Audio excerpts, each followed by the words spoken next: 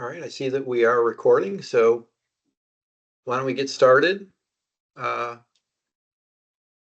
Sarah had mentioned, I'm Jim Tyrrell. I'm the VP of Global Product Strategy at Transaction Network Services. I take the lead on our product positioning and go to market on a global basis, as well as enterprise vetting and onboarding processes, and work with the regulatory and ecosystem partnerships. Let me turn it over to Shelley and let her describe my partner in crime on the sales side. Hi, everyone. Thanks so much for joining. As Jim said, I run sales in the U.S. for branded calling, call authentication, spoofing, fraud and spoofing controls. So it's great to be with all of you this morning or this afternoon, depending on where you are.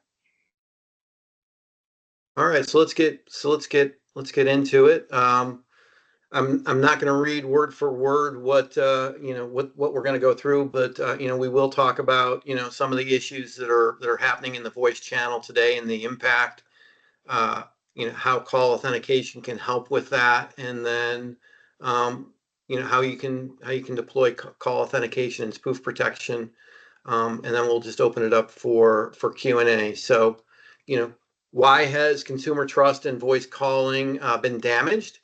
Well, there are lots of different kind of fraudulent scams. Amazon, for example, is a household name in America.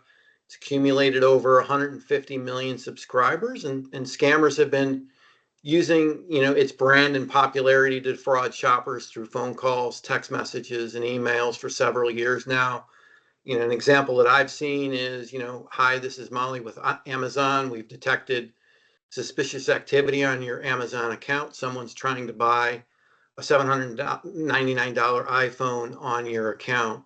From a package delivery perspective, we've seen, this phishing scheme where scammers pose as, a U.S. Border Patrol agent or, U.S. Customs and Border Protection officers trying to contact you about a package with your address on it.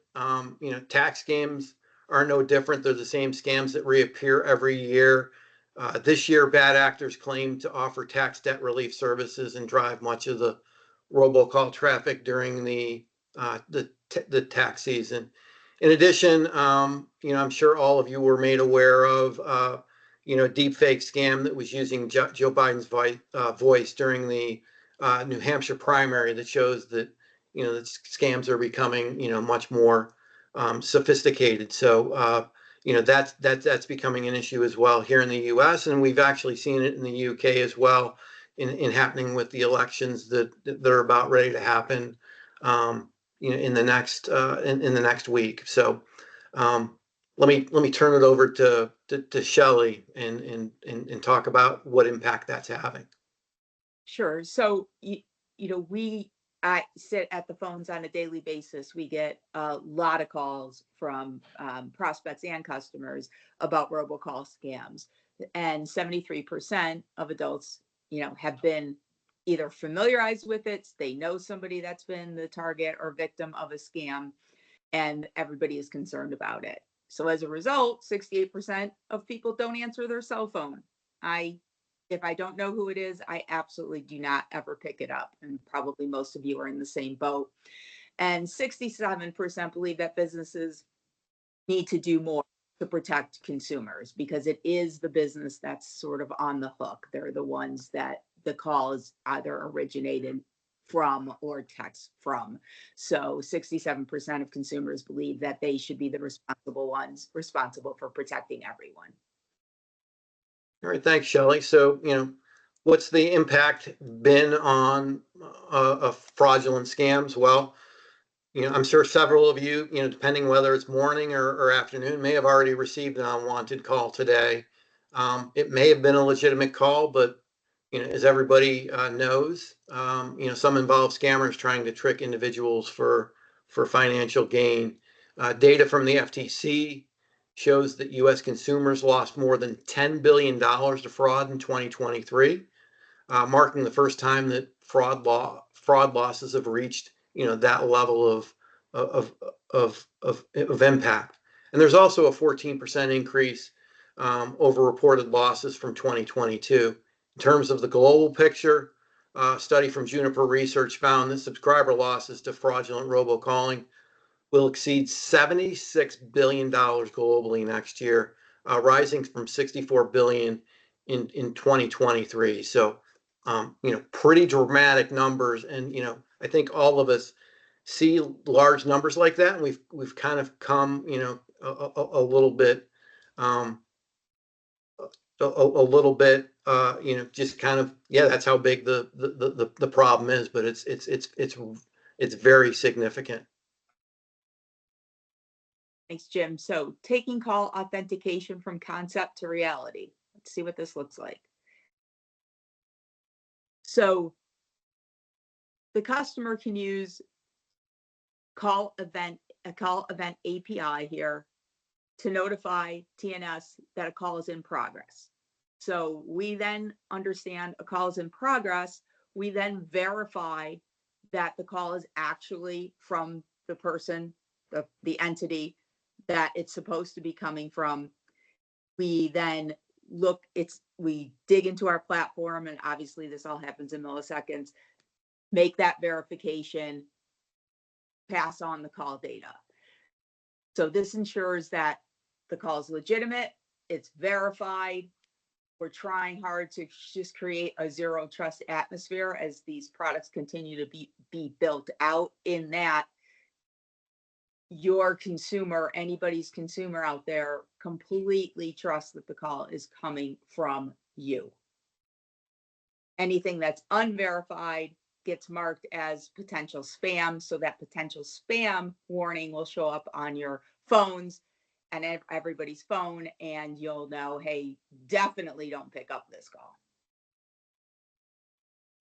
Yeah, so does spoof protection, really work? And I'll show a further example of what this looks like. So call number spoofing is obviously a type of scam where the bad actor illegally uses the number of a legitimate organization to convince the victim that they're trying to interact with a known and trusted source, such as a bank or insurance firm.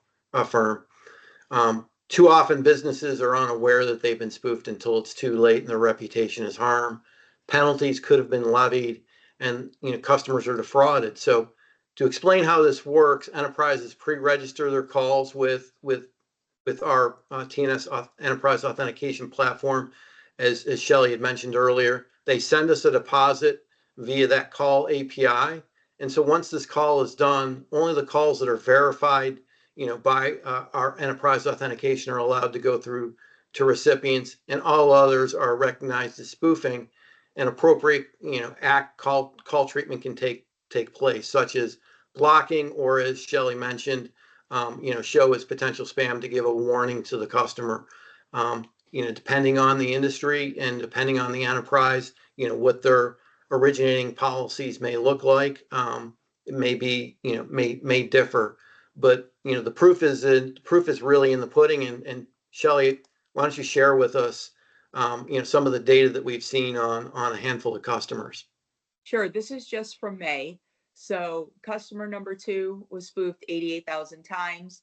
They branded 866,000 plus calls. So about 9.2% of their calls were spoofed. Same customer 2, 25,000 about of their calls spoofed. They branded 174. They were spoofed 12.4% of the time. And the last customer, about 50,000 of their calls were spoofed out of 215,000, bringing them to an 18.7%.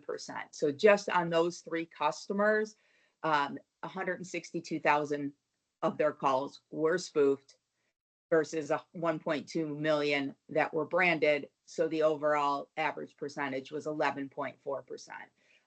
That's a lot of potential fraud.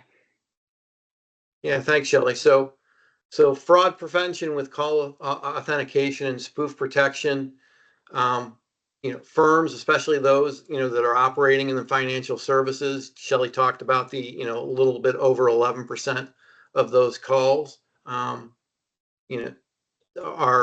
spoofed, and they wouldn't even be aware of that those calls are being spoofed, and unless they had the solution that the TNS brings. But those operating like in the financial services, insurance, they're deploying enterprise level call authentication and spoof protection solutions to protect their brand and customers from the threat of posed by scammers. Again, we're trying to restore trust in voice calling. Shelley mentioned zero trust voice. This is the way to do that. With the call authentication technology, businesses can be confident that only verified calls are allowed to reach their subscribers and their customers. It does this by validating and registering the legitimacy of a business through the call of an API, and allows the business to notify when a call is in progress. The result is that fewer security protocols are needed once the call is connected, and again, prospects and the enterprises have a lot more confidence in the call, and they're more likely to convert to a customer or have a more positive outcome, such as conversion rates or longer call durations, which we've seen quite a bit. So let me turn it back over to Shelley then on what the benefits of spoof protection are. Yeah, so spoof protection is going to provide in-depth reporting features so that you're going to be able to track spoofing activities as they're happening in real time. So that gives you a peace of mind, some assurance, spoof calls never reaching your customers. And as a result of that, there's a huge reduction in customer complaints and fraud claims related to spoof calls. Great, thanks. So, deploying, call authentication and spoof protection. So Shelley, I know, again, we wanted to try to keep this brief. I don't think, people like to listen to it, but it's fairly simple. So, how does somebody get started?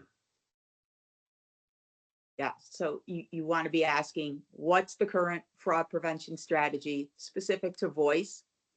What are you looking to achieve? Most of our customers are looking to achieve that reduction in any spoof, the opportunity to not have any spoof calls to limit fraud. What is the scope of your situation? What is the organization's current pain points? What's happening in real time today, and how can we solve for that? And what are the specific areas that you need improvement on? Right. So Shelley, any carrier or any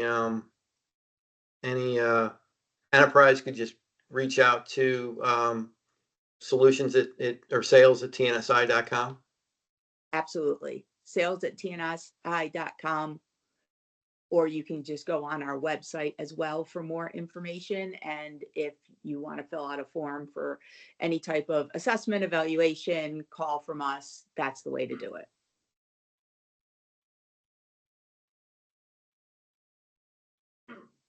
Okay, great.